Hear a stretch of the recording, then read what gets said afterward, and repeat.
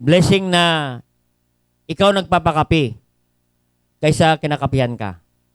Amen. Yun, wala na.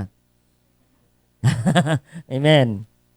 Sa Genesis chapter 39, verse 1 to 6, and 1 Corinthians chapter 4, verse 1 and 2. Naganda ito, 39. Alam mo mga mensahe natin, always familiar message. Bakit? No? Wala namang bago sa salita ng Diyos. Amen. If it is new, that is not true. Amen. Kaya walang bago. Kaya ito ay luma. If it is true, that is not new. Yan. In 39 verse 1 to 6, basahin natin muna, no? Tayo tumayo. 1 Corinthians, tingnan din natin yan sa 4 and 1 2. Diyan natin kukuha ng mensahe. We study about the life of Joseph. Kung paano siya naging katiwala ng Panginoon, no? Sa mga bagay, no? We speak about this stewardship this morning. In verse 39, verse 1, ang sabi diyan, sabay-sabay natin basahin. And Joseph was brought down to Egypt, and Potiphar, an officer of Pharaoh, captain of the guard, an Egyptian, brought him of the hands of Ishmaelites, which had brought him down thither. And the Lord was with Joseph, and he was prosperous man, and he was in the house of his master, the Egyptian. And his master saw that was with him, and the Lord made all that he did to prosper in his hand. And Joseph found grace in his sight, and he served him, and he made him overseer over his house, and all that he had put into his hand. And it came to pass from the time that he made him overseer in the house.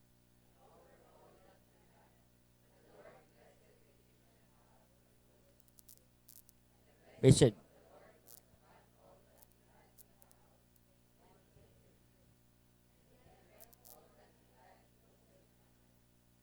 Knew that save the bread, visited it. In 1 Corinthians. Diyan na muna sa sa verse hanggang 6 lang. Kasi iba ng kwento ng 7. 1 Corinthians 4. 1 Corinthians chapter 4, verse 1 and 2. Basahin natin. Let men show account of us as the ministers of Christ and stewards of mysteries of God. Moreover, it is required in steward that a man be found faithful. Yan, dyan lang tayo. Sige. I'm going to preach to you in this verse. Dito po yung title ng mensahe natin. No? Sa verse 1, in chapter 4, verse 1, the faithful steward of the mysteries of God. Sa 1 Corinthians chapter 1, no? Ang matapat na katiwala ng Diyos sa kanyang mga mysterious, yung mysteries, no? Mga pagpapala ng Diyos, no? And we study later on, no, about the mysteries of God. Mysteries of God. Tayo muna mag-pray. Dakilang Diyos, makapangyarihan sa lahat. Salamat po Diyos sa umagang ito. And salamat sa passages naming nabasa. Holy Spirit of God, we need your power and wisdom as we ponder thy word of God. Dalangin ko, Diyos, ikaw po magpapala sa amin. Tulungan mo yung lingkod ngayong umaga. Dalangin ko, Diyos, tulungan mo ko, Diyos, bigyan mo ng wisdom sa pag-deliver ng inyong mensahe, Panginoon. This is not my message. This is your message that we're going to deliver, Panginoon. Pagpalay mo, Diyos, at pagpalay mong mga anak ninyo na makapakinig, makatanggap ng iyong salita, O Diyos, ng pagpapala. Kaya salamat po, Diyos, sa umagang ito, and bless, Diyos, ang bawat isa, and empty our hearts, O God, so that your word may be filled in our hearts today, and send us revival this morning, and forgive our sins, and all these things we ask, in Christ Jesus' name. Amen. Okay, tayo mo po. Ang sabi dyan sa verse 4, stewards of the mysteries of God. Amen. Title namin tayo, the faithful steward of the mysteries of God. The mysteries of God. Yung mga mysteries, yung mga kamangmangha na mga blessing ng Panginoon. Amen. Yan po, no? Mysteries ng Panginoon. Tagal natin mamaya kung ano yung mysteries na yan. Amen. Yan po, ano? Ang ating pag-aralan, no? Dito po sa ating binasa about the story of Joseph. No? Stewards, no? Si Joseph ay isang katiwala, no? Ng Panginoon, no? So makita natin ang sinasabi ng Biblia tungkol sa stewardship. Amen. Stewardship. This month of August, we are going to emphasize the stewardship, about stewardship. Kung paano tayo naging katiwala ng Diyos sa lahat ng mga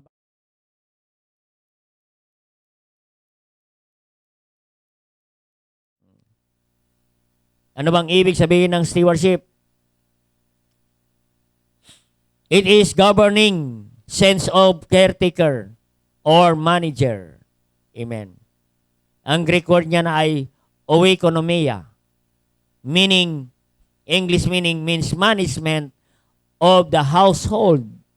Amen. Pag sinabing household, kasama dyan yung property. Household, property, family, finances, business. Amen. At makita natin, kapatid, no? And Joseph was a prosperous man. And the Lord made all that he did to prosper in his hand. Amen. Makita natin si Joseph, kapatid, no? Anumang mahawakan ni Joseph, no? Ay nagpa-prosper. Amen. Pinagpala ng Diyos. Amen. Kasi ang sikreto, kapatid, siya ay magandang katiwala ng Diyos.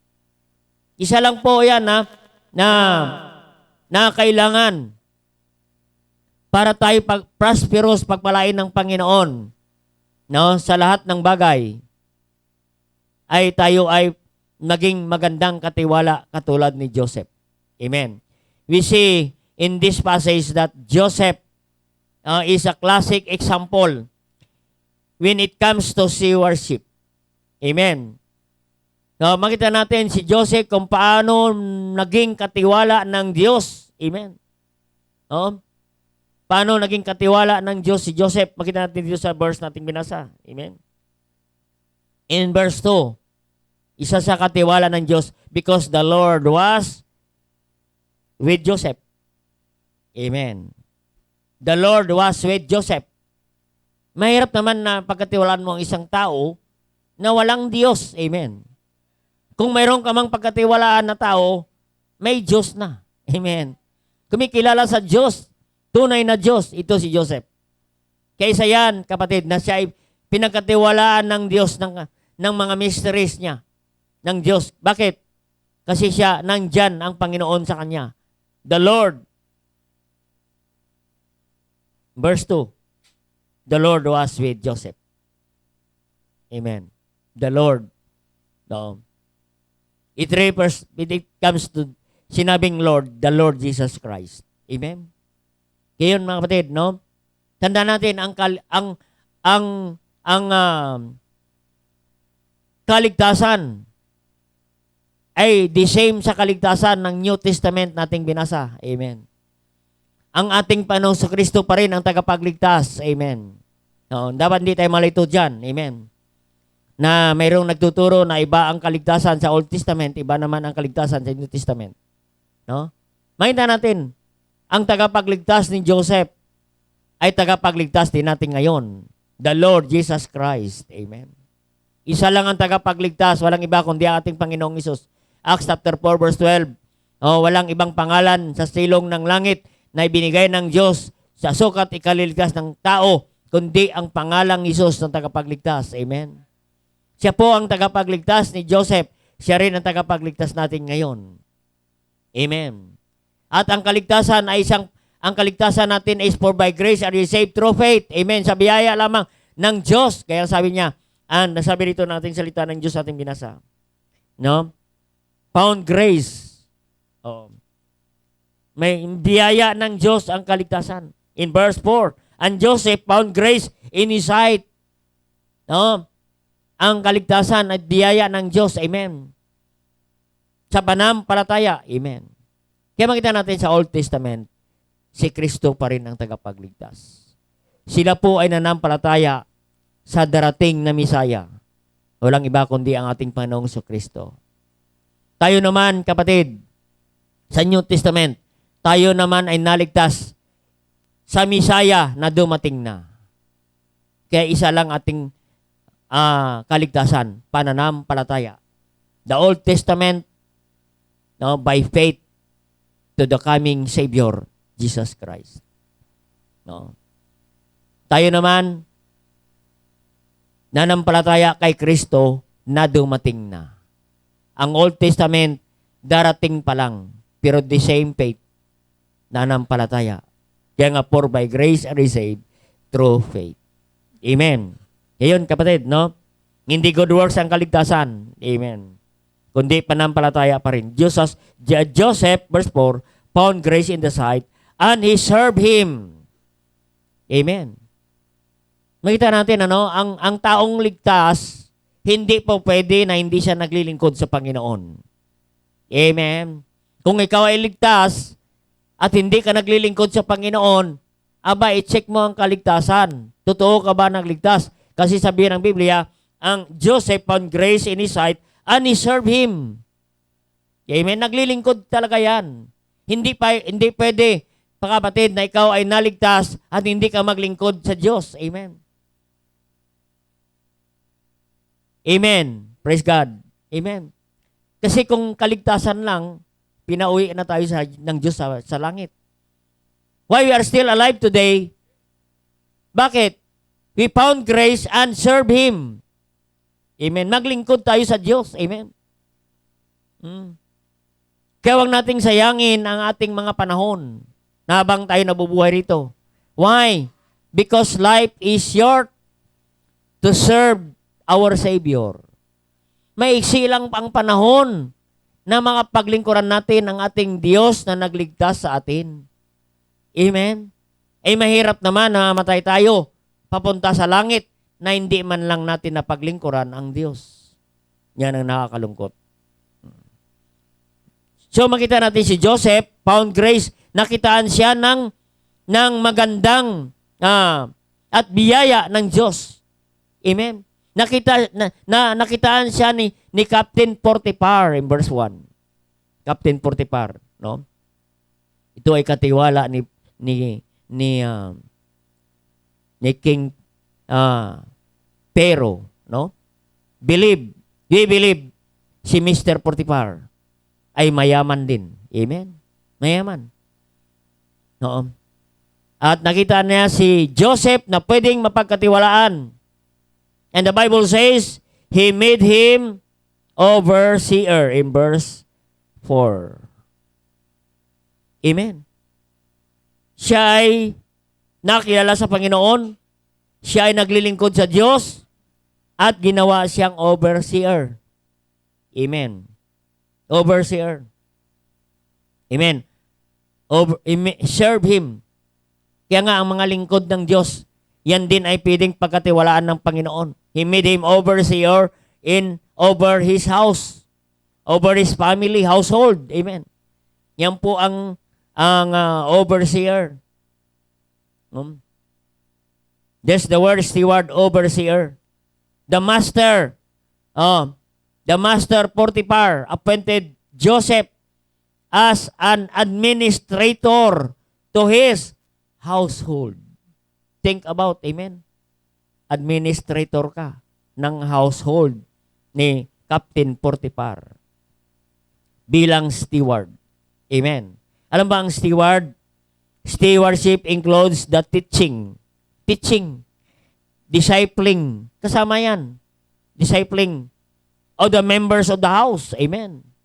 Aba, pinagkatiwala ni Captain Potiphar ang kanyang pamilya na i-disciple. Discipling.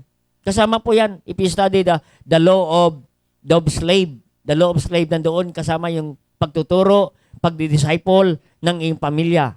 Yan po. Including ang mga other slaves pa. Ikaw pa yung supervisor, supervisor ng mga slaves. No? Kaya nga makita natin, si Joseph ay pinagkatiwalaan ng isang mayaman na pamilya, si Mr. Potiphar and si Mrs. Potiphar. Sipin mo, pati Mrs. niya pinagkatiwala. Amen. Si Mr. Potiphar, laging sa labas kasama ni Parao. Siya yung bodyguard, escort. Kaya laging wala si Mr. Potiphar. Kaya pinagkatiwala. Lahat, buong pamilya, mga anak, hari-arian, business, pinagkatiwala po kay Joseph as steward or caretaker or manager. Amen. Ang function niya dyan, kapatid, of steward is watching and guarding for the sake of the proper direction and control. Ikaw po yung may control. Or activity of looking after and making decision about something. Supervision of something, property. Yan po ang steward. Steward. Yung tagapamahala, kapatid, katiwala ng property ni Potiphar. Kaya hindi po kanya ang property, pinagkatiwala lang sa kanya. Overseer. Kaya kapatid, yan po ang idea ng stewardship. Kaya nga sabi niya, he made all to prosper in his hand. Ang sabi ng Biblia, ang description kay Joseph in verse 2, and the Lord was with Joseph, and he was a prosperous man. Prosperous man. Pinagpala ito si Joseph. Anuman ang kanyang mahawakan, pinagpala ng Diyos. Doon po nagsimula ang pagpapala ng Diyos doon sa tahanan ni Potiphar.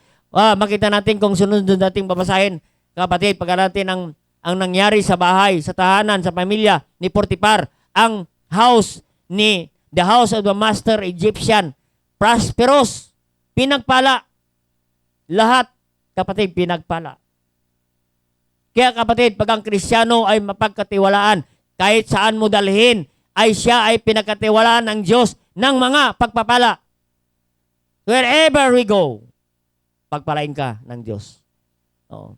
Kung ikaw ay isang good steward ng Panginoon. Faithful steward of mysteries of God. Think about Joseph. Si Joseph. Pinagbintangan siya doon, kapatid. Alam nyo na yan, na si Joseph nakulong. Nakulong si Joseph, kapatid. Mahirap nakulong na walang kasalanan. Amen? Nakulong si Joseph na walang kasalanan. Pero makita natin, nandoon siya sa kulungan.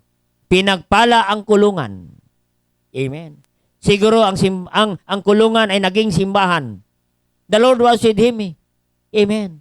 Siguro may service sa kulungan. Amen. May worship service sa kulungan. Amen. Hanggang na-promote siya. Amen. Saan? Doon sa palasyo ni Pharaoh. Siya ulit ang katiwala ng kaban ng Egypt. He was governor of Egypt. Amen. Sipin mo, pinagkatiwala sa kanya ang kaban, ang kapirahan ng Egypt. Amen. Egypt yan Ay dito lang nga, ang kaban ng Imos pagkatiwala sa'yo. Iwan ko lang. Amen. Egypt ito, kapatid. Buong bansa ito. Baka buong Pilipinas, pinagkatiwala sa'yo ang kapirahan ng Pilipinas. Ito, Egypt. Mas mayaman ang Egypt. Amen. Pinakamayaman ng bansa, yan, Egypt. So, nakita natin, ganon, ginawa si Joseph na steward. Amen. Kaya sa 1 Corinthians chapter 4, verse 2 and 1 and 2, makita natin, tayo rin ay katiwala ng Diyos. Amen. Bilang anak ng Diyos, tayo rin ay need a man account of us, the minister of Christ. Amen. Doon sa Old Testament, kaya binasahan kanina, si Joseph served him. Ito naman, minister of Christ. Naglilingkod. No? Kung mayroon mang pagkatiwalaan ng Diyos ng kanyang mga mysteries, yun na ang mga naglilingkod sa Panginoon. Amen. Oo. Kung mayroon mapagkatiwalaan ng Diyos, minister of Christ. Tingnan natin ang word na yan, bilugan ninyo, minister of Christ. Hindi magtiwala ang Diyos sa backslider of Christ. Amen. Backslider of Christ, ano? Wala akong narinig na ganyan, ano? Backslider of Christ. Amen. Ministers of Christ. Amen. Stewards of mysteries. Amen. Yung mga naglilingkod sa Panginoon. Naglilingkod ka sa Panginoon, minister ka. Ibig sabihin ng minister, you are serving. Ministers means, sa Greek word niyan, diakonos. Diakonos, sa English word, servant. Servant. Ang ginagawa ng servant, you are serving like Joseph. Kung ikaw naglilingkod sa Panginoon, isa ka sa pagkatiwalaan ng Panginoon, ng kanyang mga mysteries. Mysteries. Bilugan nyo rin mysteries. Hindi mysteries. Mysteries. Yan, mysteries. Pag-aatin mamaya ng word na mysteries na yan, kapatid. No? So we are God's stewards. Amen.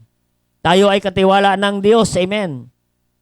Bawat manampalataya, kapatid, tayo ay katiwala ng Diyos. Amen. Makita natin, no? Kung ikaw ay katiwala ng Diyos, anong katiwala? Anong klaseng katiwala ka ng Diyos? Amen. Yan ang tanong. No? Makita natin si Potiphar, nakita niya. Ang biyaya ng Diyos, ang Diyos nakita ni Potiphar kay Joseph na siya'y matapat na lingkod ng Diyos. God was with him and served him. Amen. Yan po. Dito sa 1 Corinthians 4:2. 1 and 2. Mysteries of God. Minister, servant ng Panginoon. You are stewards of the mysteries of God. The mysteries of God. Ano yan, kapatid? Ang mysteries of God. Oo. Tingnan natin sa 1 Corinthians chapter 2, verse 7. Mysteries of God. Oo. Diyan tayo mamaya kukuha ng puntos. Ano ba yan? But we speak the wisdom of God in a mystery, even the hidden wisdom. Aba, mga kapatid. Iyan ang mysteries ng Panginoon. Maganda sa Biblia, kapatid. Hindi mo na kailangan kung ano pang mga diksyonaryo. Ang Biblia mismo nagpapaliwanag. Ang sabi nila sa ano ba yung King James na yan, ang hirap intindihin. Oo, mahirap intindihin. Mas maganda NIV, malinaw, madali intindihin. Ang NIV ay hindi ang Bible, hindi salita ng Diyos. Ang King James, kapatid, napakaganda kasi ang King James Bible, yun din ang Word of God, ang magpaliwanag. Kanina, sabi ni Paul, ano ang mystery ng Panginoon? Pinaliwanag din ng Bible. Anong mystery? We speak the wisdom of God in a mystery. Kaya bawat lumalabas dito sa pulpitong ito, bawat lumalabas sa likod ng pulpitong ito, we speak the wisdom of God in a mystery. Ano pa? Even the hidden wisdom. Hidden wisdom, kapatid. Yo. Kaya nga, kapatid, maraming mga tao hindi nakaintindi ng salita ng Diyos. Kasi hindi kayo anak ng Diyos. Wala kayong Holy Spirit. Hindi ninyo maintindihan ang hidden wisdom. Ang hidden. Yung mga nakatago. Mga sikreto, yan ang mystery. Mga sikreto ng Diyos, hindi ninyo maunawaan. At sa atin lang yan, binubulong ng Diyos ang hidden wisdom. Hidden treasure. Oo. Aba, kung ikaw ay may ginto, huwag mong ibulong-bulong yan kahit kanino. Huwag mong isikreto yan kahit kanino. Ibulong mo yan sa taong mapagkatiwalaan mo at malapit sa iyo. Oo. Huwag mong ibulong yan sa backslider. Mawawala yan. Amen. Oo. Huwag mong ibulong yan sa unsaved. Delikado ka. ibulong mo yan saan? Sa faithful. Matapat na lingkod ng Diyos. Yan po ang wisdom. Ang mystery ng Panginoon. No? Hidden wisdom which God ordained before the world unto our glory. Yan. Yan. Hidden wisdom. Hidden treasure. Yan. Pinagkatiwala ng Diyos sa iyo yan. Amen. Oo. Pinagkatiwala ng Diyos sa iyo ang kayamanan, sekreto ng kayamanan ng Diyos. Amen. So nakita natin, naunawa natin kung ano ang mystery ng Panginoon. Hindi basta-basta yan. Pinagkatiwala ng Panginoon kahit sino. Pinagkatiwala niya lang yan. Sabi niya rito sa 1 Corinthians 4 verse 2, moreover, brethren, it is required. Sabi niya, moreover, it is required, steward, that a man be found faithful. Sa Old Testament kay Joseph, found grace. Ito naman, found faithful. Amen. The question this morning, are you faithful serving the Lord? Are you faithful minister of God para pagkatiwalaan ka ng kanyang mga mysteries? Tingnan niyo word na mysteries. Not singular, plural form. Pag sinabing plural, kapatid, marami. Marami. Ay kung pagkatiwalaan ka kaya kapatid ng maraming blessing, baka malilito ka. Baka mamamangha ka. Hindi mo na alam kung ano ang gagawin, kapatid. Kaya nga, dapat ikaw ay faithful. Dapat ikaw ay spiritual, kapatid. Oo. Bakit hindi ka pa napagtiwalaan ng Diyos, no? Ng maraming blessing. Eh baka hindi ka pa spiritual. Baka carnal ka. Amen. Kaya mga kapatid, found grace. Ito ang nakita, no, ni Potiphar. At ito rin ang nais ng Diyos sa atin. Ang requirements niya to be faithful. Number 1 point nakita natin sa verse 2. Faithful steward of the wisdom of God. Yan ang number 1. Faithful stewards of God's wisdom. Napaliwanag ko na kanina ano ang mysteries. Wisdom in 1 Corinthians chapter 2 verse 7. Bilugan ninyo yan, kapatid. Hidden wisdom. Kaya hindi lahat, kapatid, nakatanggap ng pagpapala, hindi lahat pinagkatiwalaan ng Diyos ng kanyang wisdom. Amen. Hidden wisdom. Tingnan niya. Tingnan kung ano ang wisdom. Proverbs chapter 2. Verse 2. Proverbs 2. Wisdom, saan galing? Wisdom is from God. Wisdom is from God. Ang sabi diyan sa verse 2, Proverbs 2, chapter 2, so that incline thine ear unto wisdom and apply thine heart unto understanding. Amen. Incline thine ear, makinig ng maigi sa salita ng wisdom. Pag nakarinig ka ng wisdom, incline your ear. Bigyan mo ng atensyon, ang ibig sabihin yan. Bigyan mo ng halaga ang pakikinig ng wisdom. At pagkatapos niyan, pag narinig mo na ng maigi at malinaw na sa iyo ang instruction ng wisdom, ang kasunod niyan, apply mo na sa iyong puso ang iyong naunawaan at natutunan. Understanding yan. Oo. Understanding. Bakit? Kasi yan po, ang sabi niya sa 1 Corinthians chapter 2 verse 7, hidden wisdom. Ano yung hidden wisdom? Hidden treasure. Pag ikaw ay pag mayroong mga maririnig ka, sabi rito, in verse 3, if thou criest after knowledge, and liftest up thy voice for understanding. Cry.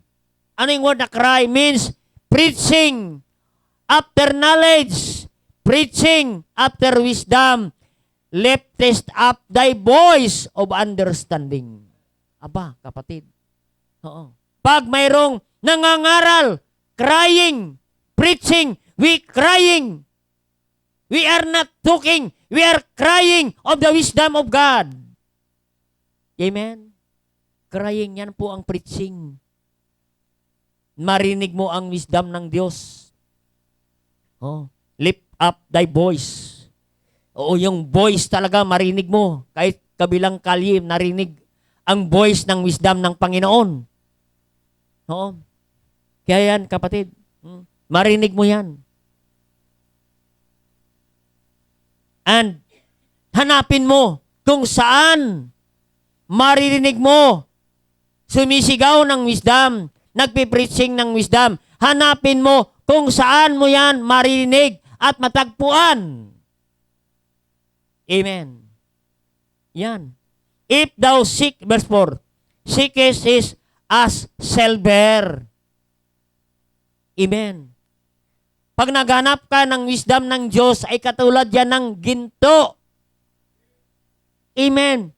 Pag naghanap ka ng ginto, kapatid, ay kailangan mo mamumuhunan. Oo. Ano yan? Yung treasure, hunter ka, kailangan gagastos ka. Oo. Oo. Maghanap ka pa ng bako. Milyon ang bako. Bago mo hukayin ang ano niyan, mag-hire ka pa ng magte-testing. Kapatid, ng silver. Answer says for their as for hid treasures. Yan. Gagastos ka. Amen. Kaya nga pag pumunta ka sa lugar na may wisdom, kailangan mag-invest ka. Mamasahe ka. Gagastos ka para makarating doon, para marinig mo ang pangangaral ng wisdom. Yan. Amen. Kasi gusto natin kaagad treasure. Gusto kaagad natin ginto. Hindi naman tayo umaalis sa bahay. Diyan ka lang nakaupo, nakatanghod. Amen. Sa sopa. Amen. Kailangan talaga, hukayin mo ng hukayin para makakita ka ng ginto. Hindi po pwede yung nanonood ka lang sa live stream tapos nakataas yung paa mo tapos mag-aantay ka ng ginto. Hindi. Kailangan talaga ay mayroong kang gastos. Gagastusan mo yan. Mamuhunan ka, kapatid. Oo. Yan. Yan ang wisdom. Yan. So nakita natin in verse 10, when wisdom entereth into the heart and knowledge is pleasant to thy soul. Amen. Naging blessing sa iyo, kapatid, pag ang wisdom makapasok na sa tenga mo at sa puso mo. Iyan po, kapatid. Pleasant na yan. Ano yung pleasant? Blessing na yan. Pagpapala na yan ang kasunod, kapatid. Oo. Kaya nga, maging faithful ka sa steward of wisdom ng Panginoon bilang Kristiyano, kapatid. Oo. Saan mo yan matagpuan? Ang wisdom, ang mystery, ang pagpapala, ang hid treasure ng Panginoon, ang wisdom sa simbahan. Amen. No, hindi may marinig, kapatid. Kung saan man. Hindi ka bibigyan kaagad ng Diyos ng ilang milyones na yan. Hindi kaagad magbigay ang Diyos ng 1 million, 3 million, 5 million. Oo. Hindi basta-basta magtiwala ang Diyos sa isang tao na hindi niya kilala. Amen. Kaya pinagkatiwalaan ni Potiphar si Joseph kasi nakitaan siya ng katapatan si Joseph sa Panginoon. Amen? Nakita siya ng katapatan. Kaya dapat makitaan tayo ng faithfulness sa Panginoon. Amen? Bilang Kristiyano, kapatid, dapat mapagkatiwalaan ka. Ano sabi ng Luke 16 verse 10? If you are faithful in the less, you are faithful in much. Luke 16 verse 10. Pag makatiwalaan ka ng maliit na bagay, mapagkatiwalaan ka rin ng malaking bagay. Amen. Kung mapagkatiwalaan ka ng milyon, ng piso, pwede ka rin magtiwalaan ng milyon. Amen. Piso pa lang, talo na. Amen. Paano kaya pagtiwalaan ka pa ng milyon? Amen. Maliit lang na bagay. Ano yung mga maliit na bagay?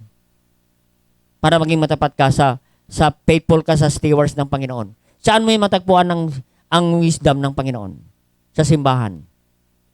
Amen. Kaya nga sinasabi ni Paul, huwag mong pabayaan ang pagtitipon, Hebrews 10:25, kasi nandoon matagpuan mo ang wisdom ng Panginoon. Be faithful in your attendance. Amen. Oo. Faithful ka dapat sa iyong attendance, kapatid. Oo. Para mapagkatiwalaan ka ng Diyos ng kanyang mga hidden treasure. Oh, hidden wisdom, kapatid. Naisipin mo, kapatid, pagkatiwalaan ka ng malaking pera, nakakatakot. Oo. Konting yaman pa lang, wala ka na sa simbahan. Amen. Binigyan ka lang ng konting sasakyan, ay wala na, hindi na nakasisimba. Amen. Wala ka na sa simbahan. Binigyan ka ng konting negosyo, wala ka na sa simbahan.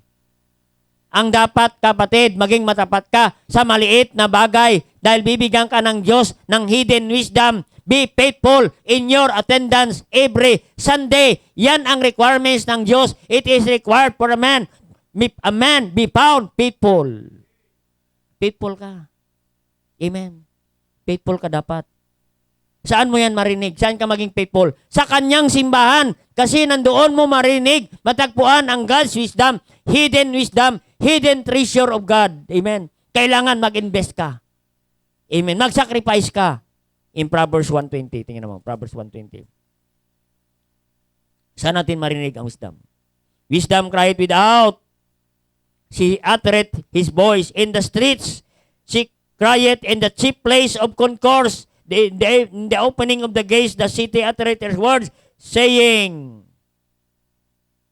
how long, ye simple ones, will ye love simplicity, and the scorners delight in their scorning, and the fools of knowledge.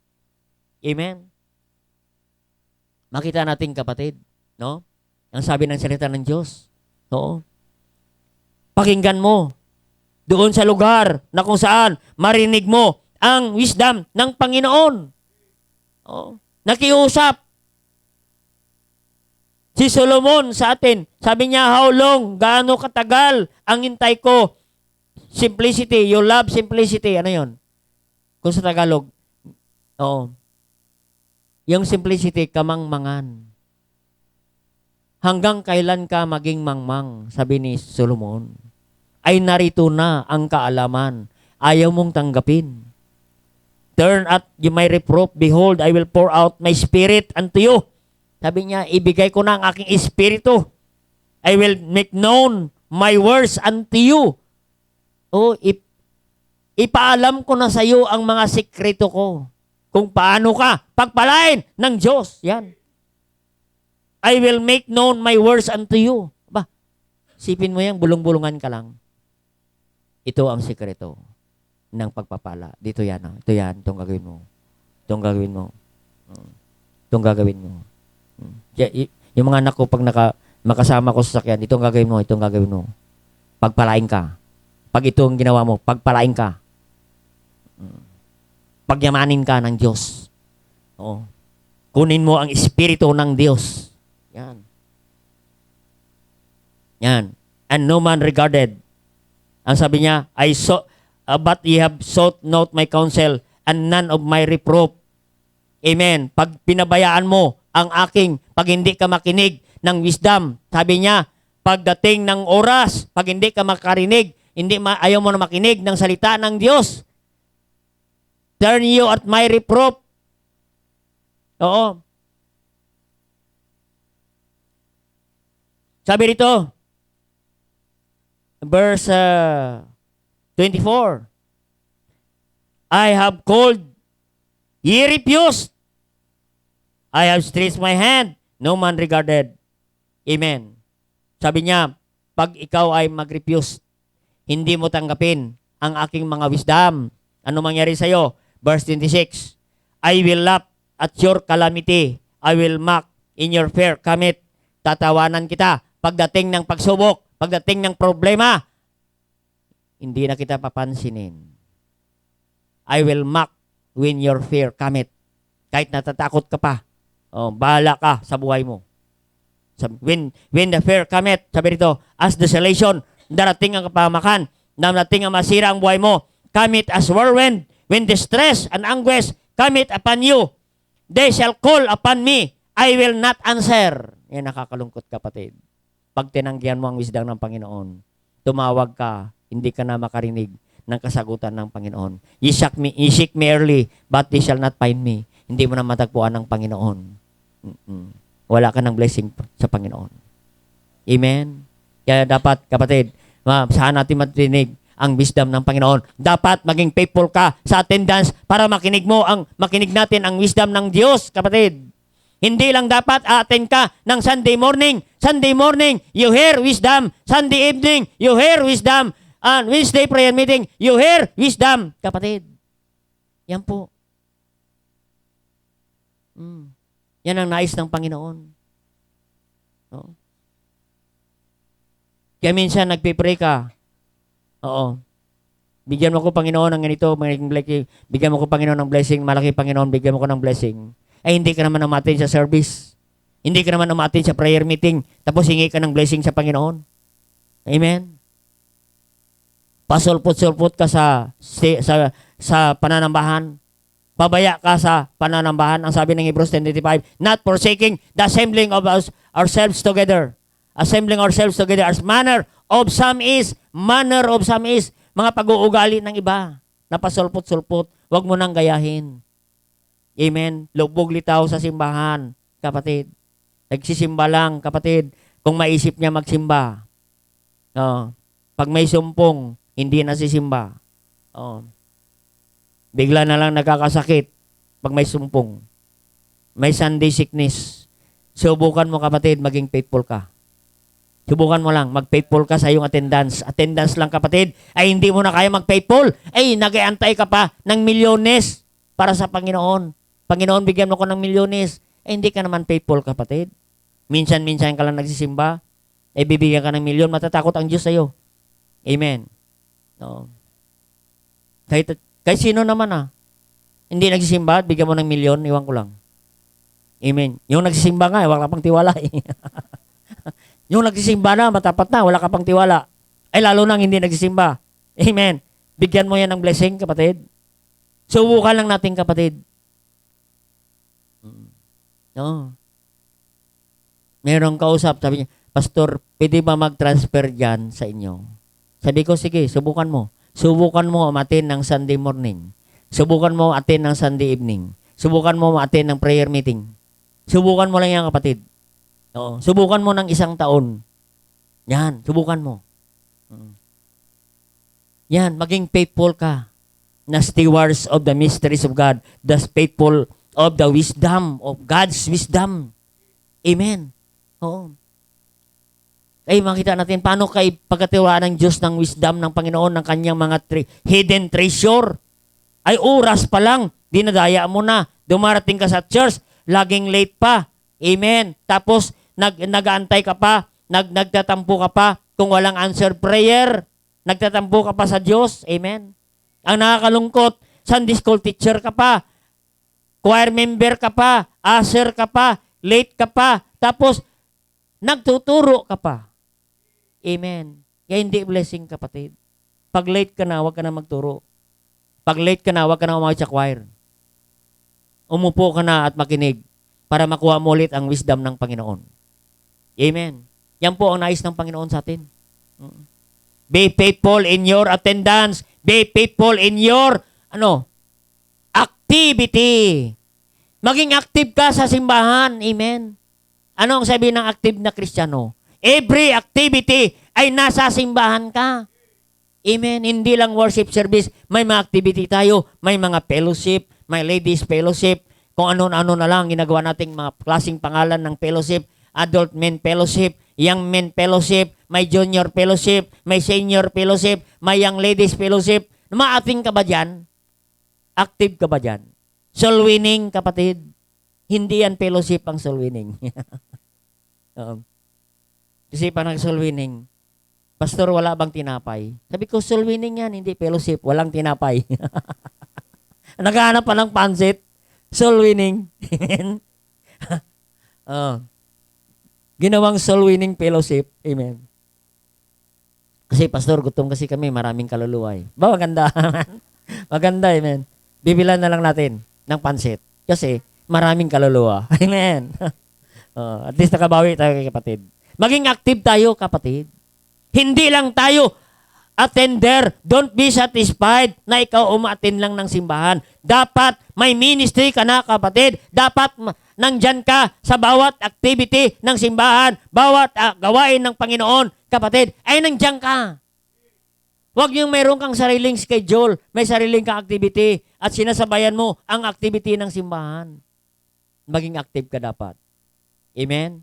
Ang una, attendance. Sunod, active ka. Pangatlo, available ka dapat. Amen?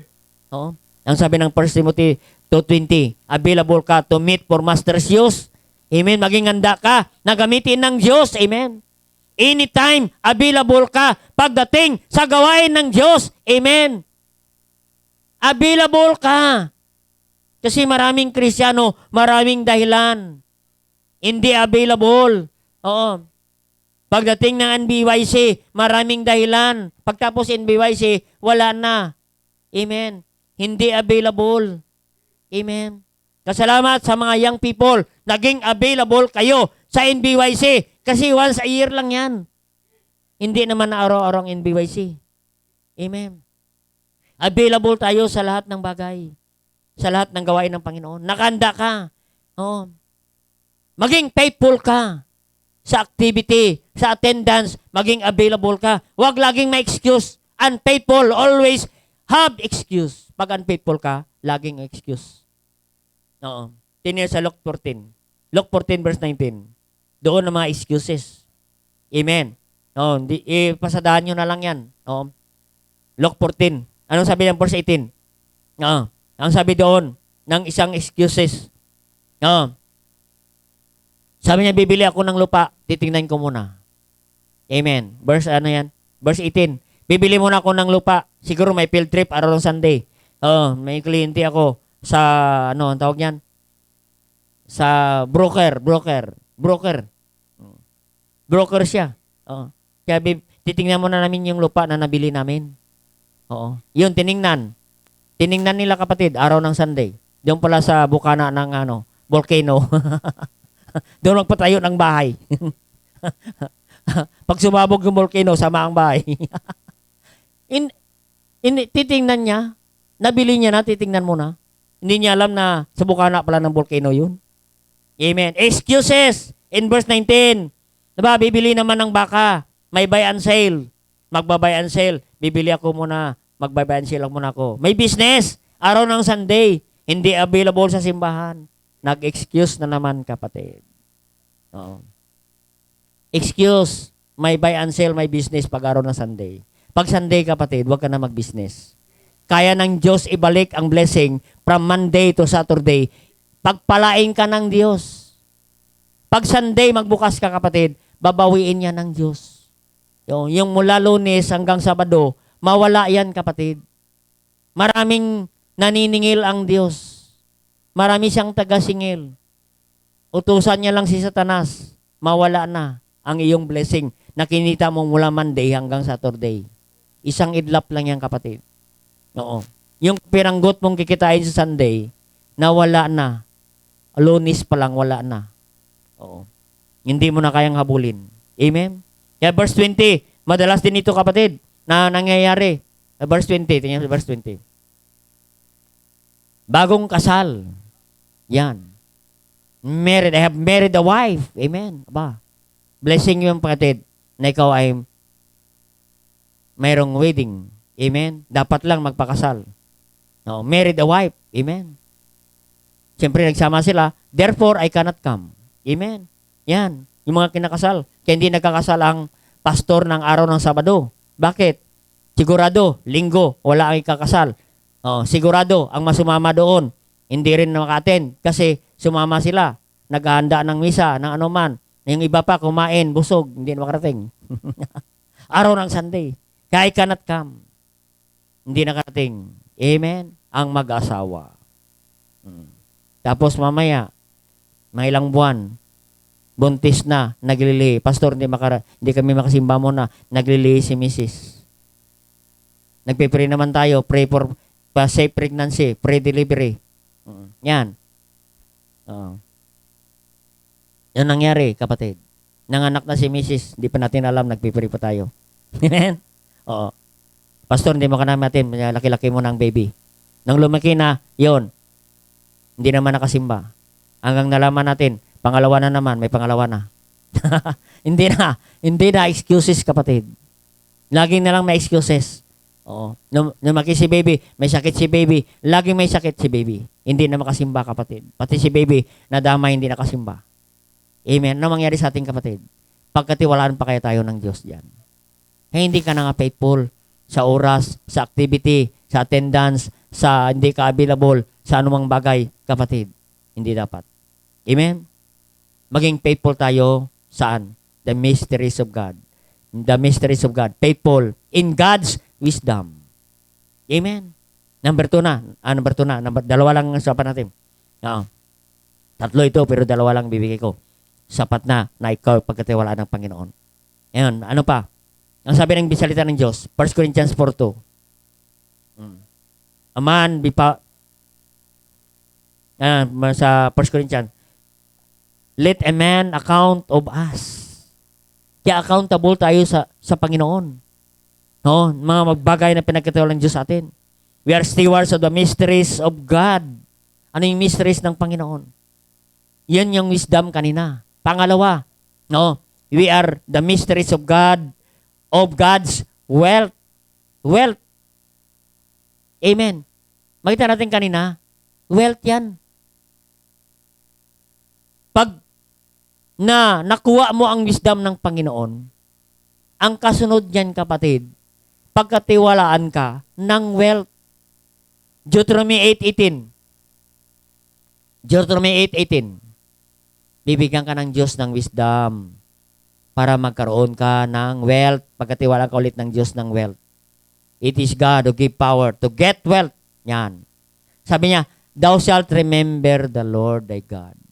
Alalahanin mo ang Diyos na siya ang nagbigay ng kaalaman, ng wisdom, power to get wealth. Kaya pinagkatiwalaan ka ng wisdom sa unang puntos natin. Pangalawa na ngayon, pagkitiwalaan ka ulit ng wealth. Ang wealth na yan ay galing lahat yan sa Diyos. Amen. Anong sabi ni Job? Job 1:21. Naked came I, my mother's womb. Naked came out of my came out. No, the Lord gave, the Lord take it away. Blessed be the name of the Lord. Siya ang nagbigay. Ay siya rin ang kukuha niyan, kapatid. Pag hindi ka mapagkatiwalaan. Amen? Yan, kapatid.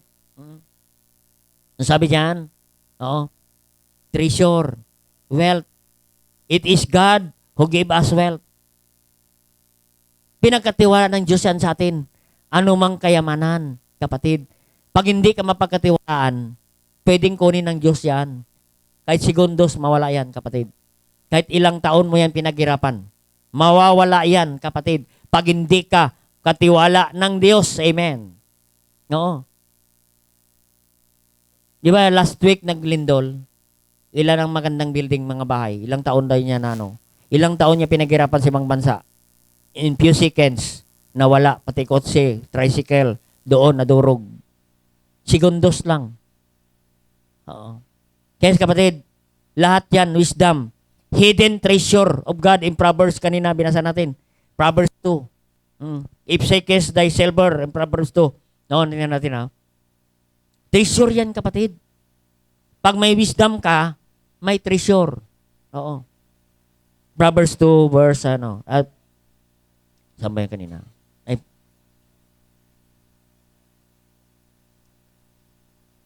Proverbs 2 verse yan? Ang sabi diyan, verse 4. If thou seekest her as silver, seekest for her as hid treasure. Treasure. Kapatid, ang treasure natin, galing yan sa Panginoon. Hidden treasure. Amen. Isasabihin ng Panginoon sa ating kapatid, yung hidden treasure. Dito po, kapatid, ituturo ng Diyos ang mapa kung saan natin matagpuan ang hid treasure. Sabi niya, kung ikaw ay maghahanap ng wisdom, katulad din ng paghahanap mo ng silver and gold, hidden treasure. Amen. Hidden treasure yan. Ang sabi ng Biblia, yan ang mysteries ng Panginoon. In 1 Corinthians chapter 2, verse 7. Amen. Yan po. Kaya nga makita natin na nagsabi ng chapter 2, if thou seekest a silver, si Solomon, napakaraming ginto. Si Solomon ay the wealthiest man during his time. Si Solomon, puro ginto, ang templo, puro ginto. Kapatid, si Solomon is rich. Amen. Sino pa? Si Job is rich. Bakit? Sa kanila ang wisdom ng Panginoon. Sino pa? Si Job is rich. Abraham is rich. Amen. Sino pa? Si Luke, rich. Sino pa? Si Paul, rich. Si Peter is rich. Kasi bakit? Nandyan sa kanila ang wisdom ng Panginoon. Amen. Kaya nga kapatid, no? Maging faithful tayo sa wealth ng Panginoon. Ibig sabihin, maging faithful ka sa inyong pagbibigay. Amen. Dalhin mo yan. Remember the Lord thy God. It is He who give power to get wealth. Saan natin yan dalhin? Dalhin natin yan sa simbahan. Sabi ng Malakay 3:10, bring all the tithes into the storehouse. Amen? Oo. Pag nagsimba ka, dalhin mo ang iyong offering sa Panginoon. Alam ba si Abraham pinagyaman ng Panginoon? Because Abraham brought his offering to the Lord. Ano? Sabi niya, he woke up early in the morning. Gumising siya ng maaga, dala niya ang offering. Sinong offering niya? Si Isaac, ang kanyang anak. Amen? No? Si Isaac, the only begotten son ni Abraham, in-offer niya. Amen? Tayo, kahit 10 anak natin, hindi natin kaya ibigay sa Panginoon. Kahit pasaway na yan, kahit pangit na yan, ayaw pa ibigay sa Panginoon. Amen? Si Abraham, binigay niya si Isaac. Amen? He offer as an offering to the Lord. Sacrificial offering, kapatid. Kaya every worship service, mayroong offering sa Panginoon. Dapat magdala ka ng offering sa Panginoon. Because worship is an offering ourselves something to the Lord. Amen? A sacrifice. Oo, lahat yan. Kailan natin dalhin? Nasabi ni Paul in 1 Corinthians 16 verse 2. Let everyone, lahat, magbigay ng offering. Basahin natin yan. Sa 1 Corinthians chapter 16 verse 2. Amen? Yan ang kailangan natin. No? Concerning the collection for the saints. Amen? Yan sabi ang verse 2. Upon the first day of the week, Sunday, let everyone by him lay in store. Everyone, lahat po tayo ay magbibigay. Dalhin natin sa Panginoon ang ating offering sa Panginoon. Maging faithful tayo sa ating pagbibigay. Hindi dapat masiro ang Diyos. Amen. Every time may offering, hindi masiro ka sa Diyos. Oo. Huwag mong palampasin. Maging faithful ka sa iyong pagbibigay para ikaw ay maging katiwala ng Diyos. Amen. Oo. Maging faithful, giver ka. Hindi forgetful giver. Nakalimutan mo na lang. Amen. Dapat cheerful giver ka, not careless giver. Careless. Walang pakialam. Dapat contributor giver ka, not consumer. Maraming consumer. Dapat contributor ka, na giver. Ano pa? Maging blesser ka, hindi burden. Amen? Naging useful giver ka, not useless giver. Amen? Yan po ang kailangan natin, kapatid. No? Alam mo, makita natin our money. Makita natin in the end of our money. Amen? Mag-invest ka. Saan? Mag-invest ka sa Panginoon. Amen? And in Luke chapter 12 natin, matatapos na tayo, no? Luke chapter 12. Luke 12, Verse 33. Sabi ni Luke, sell that ye have, and give alms. Provide yourself bags with wax not old, at treasure the heavens that faileth not. Amen. Yung treasure natin na binigay natin sa Panginoon. Ang sabi ng Biblia, faileth not. Amen. Hindi yan mawawala, kapatid. No? Hindi yan mawawala.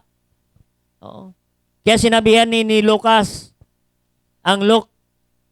sa Luke chapter 12 verse 14, ang mayamang hangal, mayamang mangmang. Sa 12 verse 14. Saan ba yan?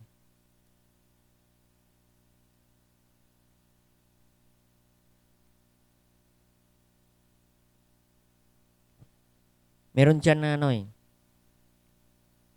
you are not rich. Luke 12:14, di ba?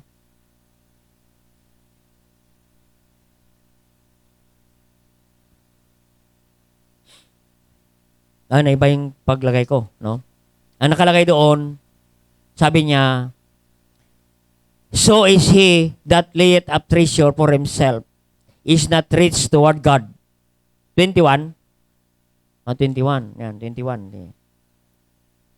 Sabi niya, ayan, sa 21, so is he that layeth up treasure for himself, is not rich toward God. Amen.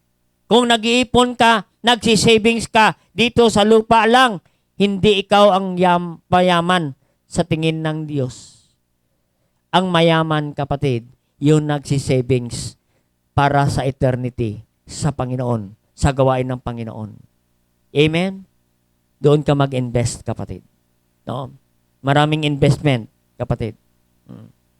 Kaya ang ating investment, sabi ng Biblia, faileth not. Sabi ng Luke 12:33. Amen? 33. Sell that ye have, give alms, give your offering, provide yourself bags, not all, treasure the heavens, that faileth not, nor thief approacheth, neither moth corrupt. For where your treasure is, where your heart be also. Amen. Yan. Ang nais ng Panginoon. Saan ka nag-savings?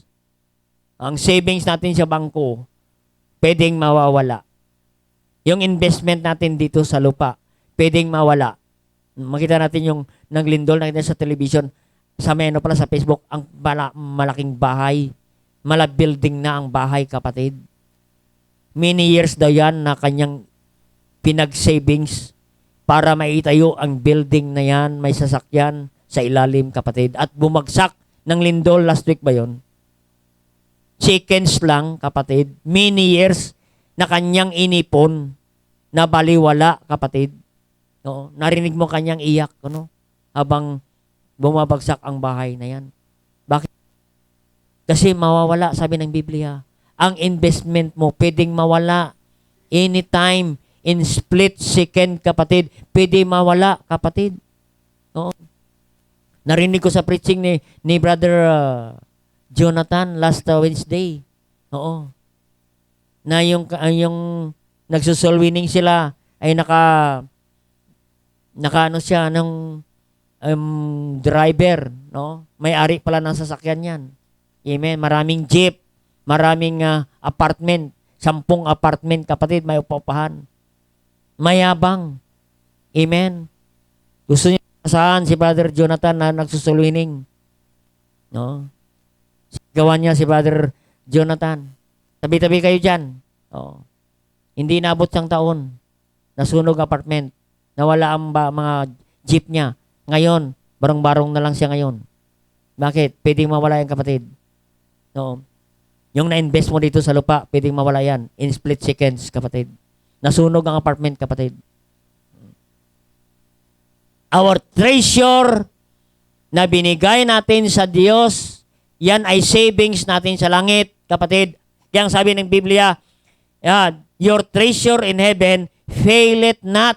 Hindi mawawala, kapatid. Yung binibigay mo sa faith promise, may 8 misyon tayo, kapatid. Kung lalo pang magbigay, madagdagan pa ang ating mga misyon, kapatid. And one day in heaven, hindi yan mawawala. Makikita mo yan at kamustahin ka, batiin ka. Kapatid, salamat sa inyong faith promise giving. Nagbigay kayo sa misyon. Nandito kami, nandito kami, nandito ang pamilya ko. Naligtas kami, kapatid. Hindi mawala yan. Yung investment mo sa building, maybe maiwan natin ang building. Pero yung dinala natin sa building, kapatid, at naligtas, doon natin makita yan sa langit. Fail it not. Kaya bawat kaluluwa, bawat investment natin, kapatid, hindi yan mawala. Fail it not, kapatid. Hindi mawala. Hindi mawala ng kabuluhan. Kaya be faithful of God's wealth na pinagkaloob ng Diyos sa atin. Amen? Where your treasure is, where your heart also. Amen?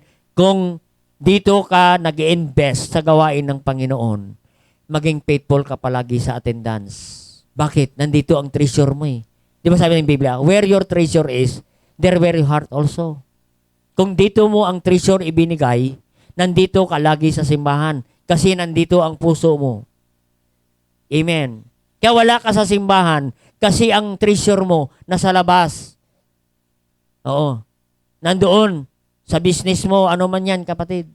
Nandoon ang treasure mo. Kaya wala ka sa simbahan. Oo.